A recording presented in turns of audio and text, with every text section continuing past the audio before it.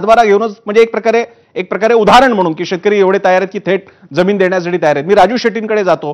स्वाभिमानी शेतकरी संघटनेचे नेते आहेत आणि अनेकदा मोठी आंदोलनं त्यांनी केलेली आहेत आणि शक्तीपीठला त्यांचा विरोध आहे. राजू शेट्टीजी, शिवाजी पाटील म्हणतायत शेतकरी सातबारा थेट द्यायला तयार आहेत, जमिनीला शक्तीपीठला त्यांचं समर्थन आहे. आपली भूमिका?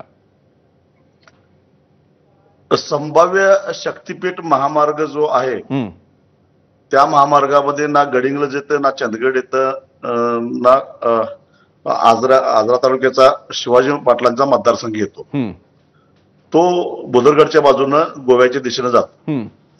मुळामध्ये शिवाजी पाटलांची मागणी अशी आहे की त्यांच्या मतदारसंघातून तो रस्ता जावा आणि त्यासाठी त्यांनी सातबारा घेऊन शेतकऱ्यांना बोलावलेलं होतं. त्याची संख्या 300 ते 400च्या वर काही गेलेलं नाही.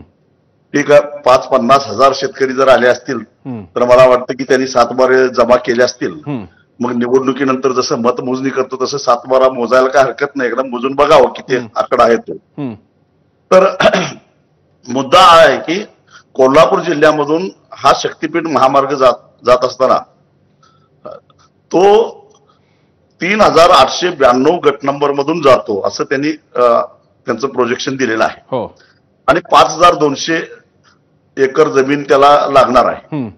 त्यापैकी किती लोक चंदगडच्या मोर्चा, गडिंग्लजच्या मोर्चामध्ये होते बरं, आणि आमच्या शेतातून हा रस्ता करा हे जे म्हणत होते ती जी मागणी आहे बरं, ही मागणी म्हणजे मुख्यमंत्र्यांना खुश करायचं, अजून काहीतरी पदरात पडते का बघ. त्यांनाही माहित आहे की इकडून तो रस्ता येणार नाही, कारण चंदगडमध्ये तो रस्ता न्यायचा म्हटला बरं तर कर्नाटकातून रस्ता काढावा लागेल. बरं, हा रस्ता महाराष्ट्राचा आहे. बरं, आणि महाराष्ट्राच्या राजू शेट्टींनी अगदी मुद्द्यावर बोट ठेवलेला आहे आणि हा शिवाजी पाटलांना प्रश्न मला विचारावा लागेल राजू शेट्टींचा. शिवाजी पाटीलची तुमच्या मतदारसंघातून रस्ता जात नाहीये. इतकंच नाही, तुम्ही जे लोक आणले होते ते तुमच्या मतदारसंघातले की ज्यांच्या जमिनी जाणार नाहीयेत, मग तुम्ही हा मोर्चा म्हणजे अखिल पश्चिम महाराष्ट्र, दक्षिण महाराष्ट्रातल्या जिल्ह्यांच्या शेतकऱ्यांचा प्रतिनिधी मोर्चा आहे असा दावा कसा काय करू शकता?